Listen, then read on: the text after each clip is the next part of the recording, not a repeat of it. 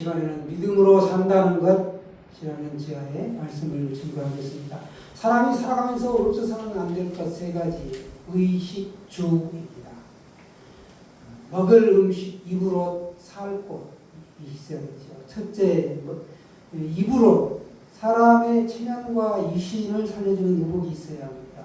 사람들에게 자신의 속살이 보이지 않도록 예의를 갖춘 의복이 필요합니다. 그런데 어떤 여자들은 일부러 자신의 속살을 드러내놓고 다니는 것을 자랑으로 여기기도 하지요.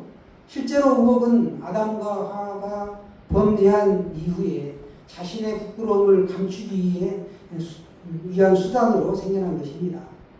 둘째로 먹을 음식입니다. 사람이 활동할 힘을 얻고 몸의 건강을 유지하기 위해서는 음식이 반드시 필요하고 먹어야 합니다. 너무 많이 먹으면 비만에 걸리게 되고 또 질병이 찾아오게 되죠. 너무 안 먹으면 또 허약해집니다. 적절하게 먹을 때 건강해질 수 있습니다. 셋째로 살 곳. 사람이 몸을 눕히고 편히 살 곳, 쉴 수 있는 공간, 집이 있어야 합니다. 집은 또 사생활을 보호해주고 삶을 아늑하게 해주는 공간입니다. 이렇게 의식주 외에도 사람에게 필요한 것들이 있는데 기본적으로 이 세 가지만 있으면 삶은, 육신적인 삶은 이어지게 되는 것이죠. 그러나 우리의 영적인 삶은 죽게 된다라는 겁니다. 죽은 영이 살아나가면 살아계신, 살아 역사하시는 하나님의 말씀을 우리가 먹어야 합니다. 하나님의 말씀을 먹어야 우리 영혼이 살아날 수 있다라는 겁니다. 말씀이 육신이 되어 우리 가운데 오신 분, 그분이 바로 예수 그리스도이시고 그분이 생명의 떡이시기 때문에 우리가 먹어야 되는 거죠. 예수 그리스도는 오늘 본문에서도 보시면 요한복음에서 계속적으로 전장에서 말씀드린 게 뭐냐면 우리의 필요를 채워주시는 예수님이시다 라는 걸 알 수 있습니다. 밤중에 니고데모가 찾아오죠. 그래서 사람이 어떻게 하면 거듭날 수 있느냐 묻습니다. 거기에 또 답을 해주시고 수가성 여인이 우리가 어디에서 예배를 드려야 됩니까? 라고 예수님에게 묻는 질문에도 영적인 결핍을 채워주셨습니다. 그런가 하면 또 육신적으로 베데스다 연못에 38년 된 병자를 고쳐주시고 또 굶주린 백성들, 오늘 말씀이죠. 육적인 필요를 채워주십니다. 예수님께서는 지금까지 이런 표적과 기사를 통하여 그것이 나타내고자 하는 것이 무엇인가 하면 표적과 기사를 행하시는 분이 누구인가 거기에 초점을 두고 보라는 겁니다. 즉 믿음을 주시기 위해서 그와 같은 표적과 기사를 행하셨습니다. 많은 병자들을 고치셨고 또 말씀으로 생명을 주셨고 권능을 나타내 보이셨다라는 겁니다. 그와 같은 권능을 보이시자 수많은 사람들이 이제 예수님을 따랐습니다. 예수님 주변에는 항시 보면 세 부류의 사람들이 있었죠. 예수님의 제자들이 있었고 예수님을 적대시하는 부류가 있었는데 적대시하는 부류들은 제사장, 서기관, 바리새인 등이었죠. 그리고 제자들과 그 적대시하는 사람들 사이에 중간에 회색지대가 있었는데 무리들이었습니다. 오늘 설교 말씀을 들을 때 나는 어디에 속하는가 이걸 한번 살펴보시는 그런 계기가 되었으면 좋겠습니다. 하루는 예수님께서 1절에 보시면 디베랴라는 갈릴리 바다, 디베랴는 로마의 2대 황제 티베리우스의 업적을 기리기 위해 디베랴다라고 이렇게 갈릴리 바다를 지칭한 것입니다. 갈릴리 호수죠. 엄격히 따르면. 근데 워낙 큽니다. 남북으로 길이가 22km, 동서로 13km. 이 관계의 폭이 그렇게 넓어요. 깊이도 가장 깊은 곳은 45m 정도 되고 평균 25m가량 되기 때문에 큰 호수였지만 바다라고 표현이 되고 있습니다. 이 갈릴리 바다를 서편에서 동편으로 그 폭을 가로질러 가신 거죠. 13km를. 그곳은 건너가면 벳세다라는 빈 들녘이 나타납니다. 빈 들입니다. 넓게 펼쳐진 빈들에서 자신을 따르던 무리들에게 말씀을 계속 이렇게 강론하다 보니까 어느덧 날이 저물어가고 있었고 사람들이 이제 서서히 배고픔을 느껴갈 즈음에 예수님께서는 무리들이 자신을 과연 누구로 믿고 있는가, 그리고 제자들이 자신을 어떻게 바라보고 있는가를 이제 알아보기 위해 질문을 하십니다. 그 질문이 5절 말씀이죠. 우리가 어디서 떡을 사서 이 사람들을 먹이겠느냐. 성경은 곧이어 질문의 의미를 이렇게 설명합니다. 6절 말씀입니다. 이렇게 말씀하시면 친히 어떻게 하실지를 아시고 빌립을 시험하고자 하시니라. 예수님께서 방법을 몰라서 물으신 것이 아니라는 겁니다. 이미 어떻게 하실지를 잘 알고 계셨습니다. 그 질문은 빌립과 제자들의 믿음을 시험하시고 그들이 예수님 자신을 어떤 분으로 믿고 있는지를 깨닫게 하기 위한 질문이었다라는 사실입니다. 특별히 빌립에게 물어본 것은 빌립은 현실주의자입니다. 굉장히 똑똑한 사람입니다. 그리고 빌립의 고향이 그 벳세다입니다. 빌립 그리고 베드로, 안드레 이 세 사람이 한 동네 사람이에요. 벳세다 출신입니다. 그러니까 벳세다의 그 동네 구석구석을 샅샅이 잘 알고 있는 겁니다. 그래서 묻는 거예요. 똑똑한 빌립이 대답을 합니다. 자신의 계산으로는 불가능하다라는 대답을 하지요. 7절 말씀에 보시면 빌립이 대답하되 각 사람으로 조금씩 받게 할지라도 200데나리온의 떡이 부족하니이다. 여러분, 남자만 5,000명이요. 남자라는 것은 그 당시에 가장이라는 뜻이 포함되어 있습니다. 성인을 말하기도 하지만 가장이라는 뜻이 있다. 그래서 자기 아내, 자식들, 남자, 여자를 다 합치면 총 망라하면 10,000명 이상 20,000명까지 우리가 최대로 볼 수 있는 것이죠. 여기 그들을 먹이는데 200데나리온의 돈이 필요하다. 한 데나리온은 당시 노동자의 하루의 품삯이에요. 요즘 인력시장에 가면 하루 일당이 15만 원쯤 합니다. 200일치 분량이면 그들이 안식일날 일을 안 했기 때문에 200일을 일을 하려면 약 8개월치 정도, 8개월 동안 일을 한 겁니다. 그래야 200일이 나오는 겁니다.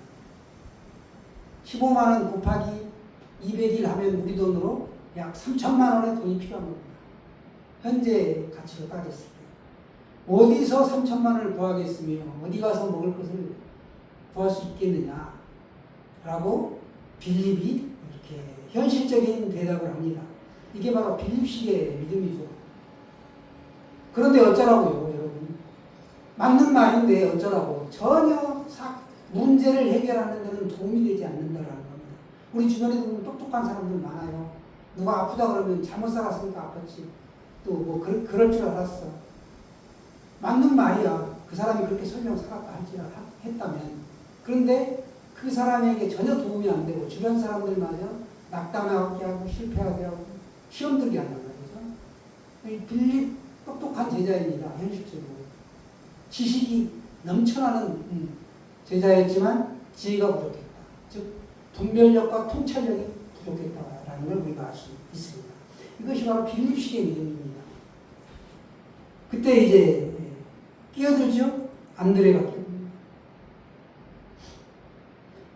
안드레는 이제 베드로의 동생인데 빌립에게 부족한 것, 믿음이 빠져 있었다. 말씀이 빠졌기 때문에 지혜가 없었고 부족한 뭔가 좀 불충분한 그런 믿음을 가지고 있었다. 라고 우리가 알 수 있습니다. 여러분, 계산을 넘어서야 우리의 믿음이 자랍니다. 그리고 우리 믿음은 사용할수록 점점 커지죠.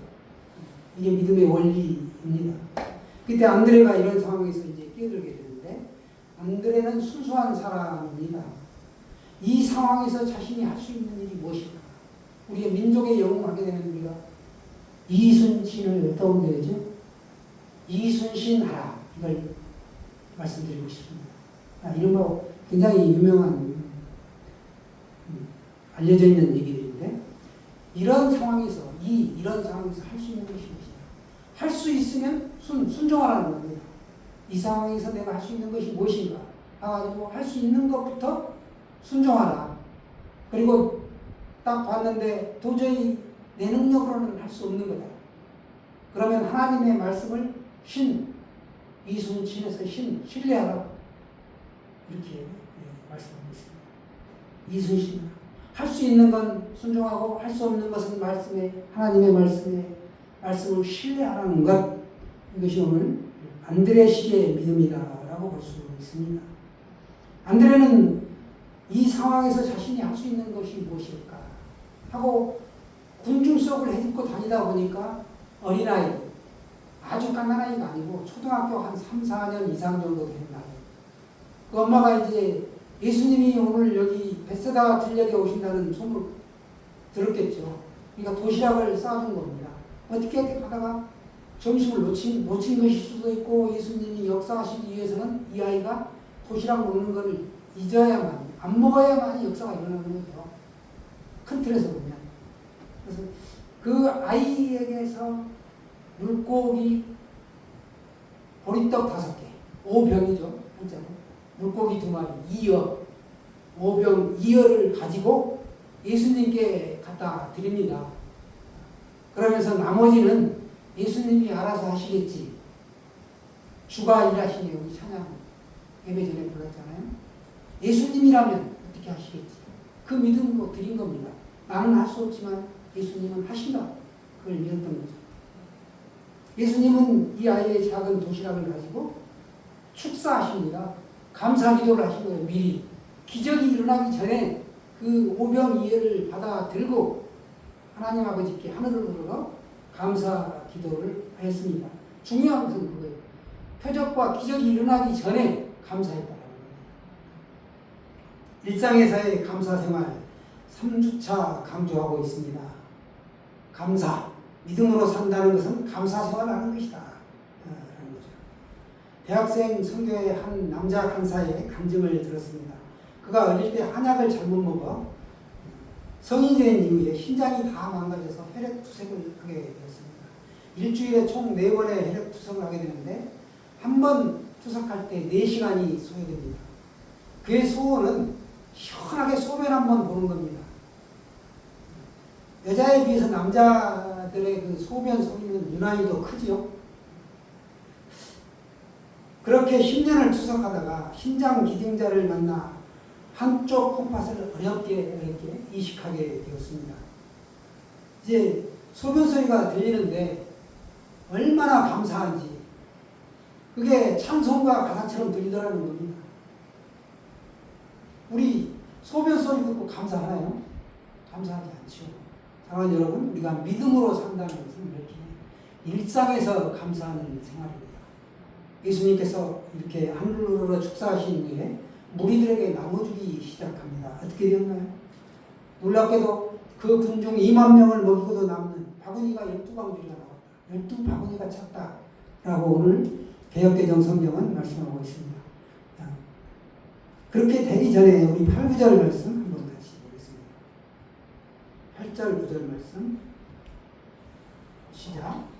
제자 중 하나 곧 시몬 베드로의 형제 안드레가 예수께 여짜오되 여기 한 아이가 있어 보리떡 5개와 물고기 2마리를 가지고 있나이다.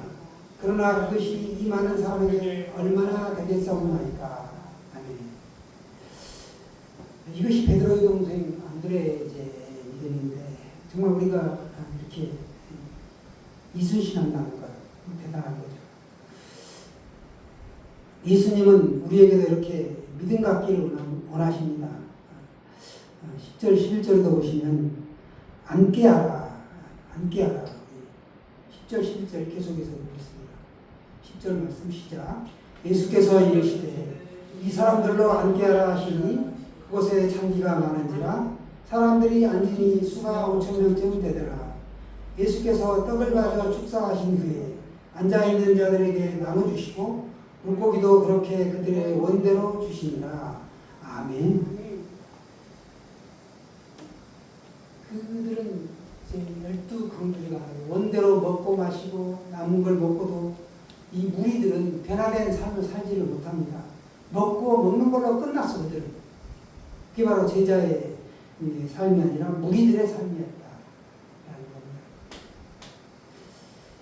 예수님의 표적 중심의 신앙에 대해 비판적인 태도를 예수님은 늘상 말씀하셨음에도 불구하고 무리는 그 표적에 매료되었을 뿐 말씀을 들을 기가 없었고 훈련받지 못했다라는 겁니다.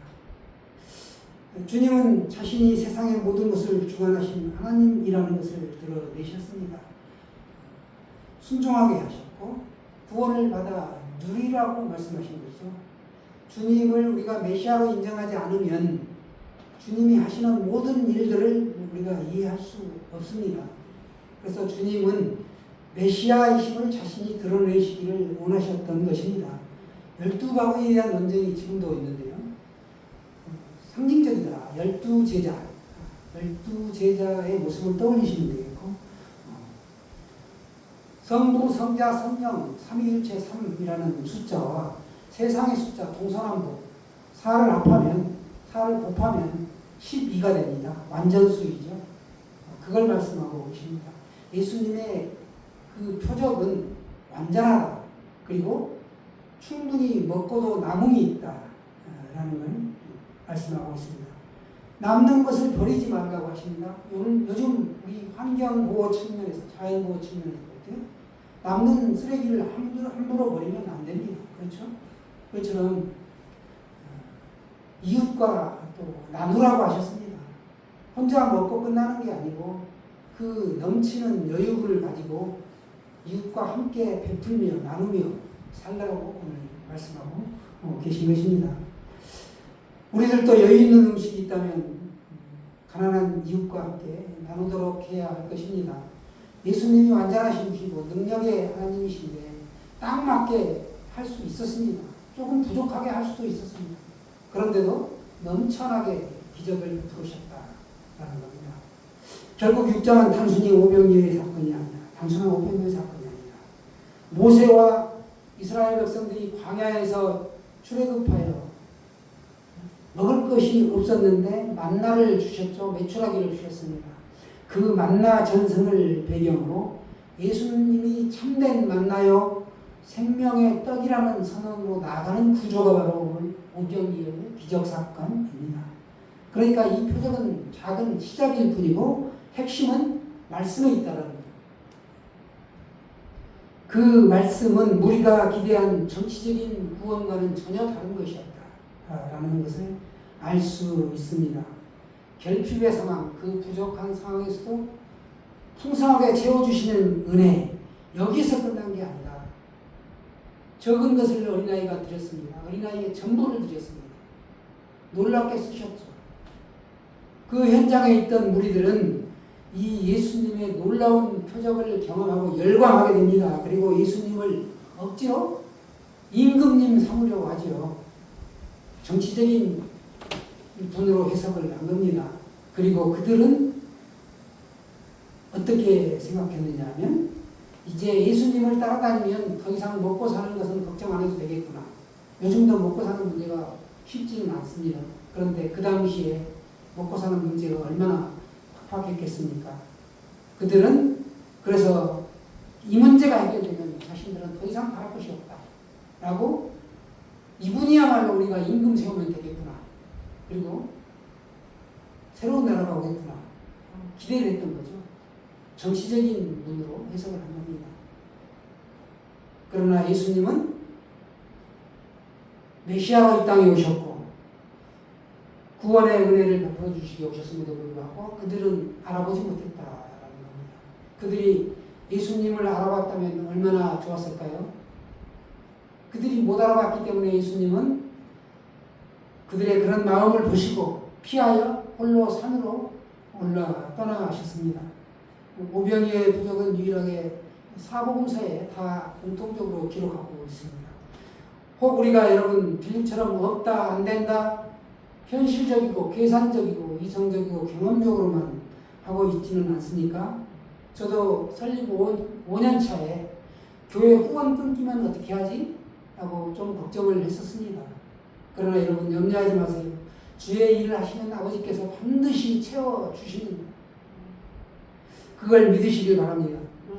하나님의 역사는 도저히 불가능해 보이는 순간 내가 아무것도 할 수 없다고 고백할 때 그때 주가 일하신다는 겁니다.